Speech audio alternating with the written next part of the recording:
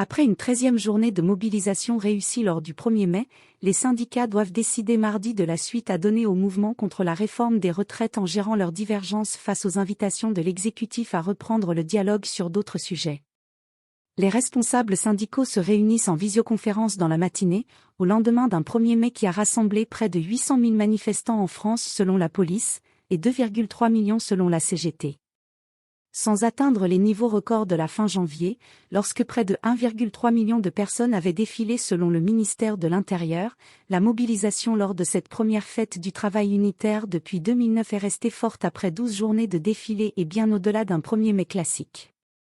Pour Frédéric Souillot, cette mobilisation massive et déterminée nous oblige à continuer dans l'unité syndicale à combattre cette loi, bien qu'elle ait été pour l'essentiel validée par le Conseil constitutionnel et doive entrer en vigueur en septembre. Pour entretenir la contestation, les syndicats ont maintenant 2 échéances dans le viseur, selon Sophie Binet, CGT. À très court terme, ils attendent la décision du Conseil constitutionnel qui doit se prononcer mercredi sur une 2e demande de référendum d'initiative partagée, RIP.